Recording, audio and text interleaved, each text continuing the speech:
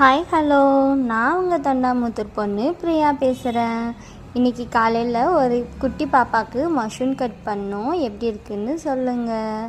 இந்த பாப்பாவுக்கு வந்துட்டு மஷ்ரூம் கட் பண்ணி ஃப்ரண்ட்டில் வந்து லைட்டாக முடி எடுத்துகிட்டு இந்த மாதிரி கிளிப்பு குத்துனா நல்லாயிருக்குன்னு சொல்லி சீவி காமிச்சோம். அதுக்கப்புறம் பார்த்துட்டிங்கன்னா ஒரு ஐப்ரோஸ், அப்புறம் இன்னொரு பாப்பாவும் வந்தாங்க. இன்றைக்கி சனிக்கிழமைங்கிறதுனால கிட்ஸ் கட்டாகவே இருக்குது.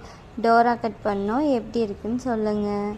அதுக்கப்புறம் ஐப்ரோஸ் பண்ணோம். ஒர்க் பண்ணி இந்த ஒரு 4 நாளாக வச்சுருந்த மெஹந்தி 4 நாளில் வந்து இப்படி போயிருச்சு.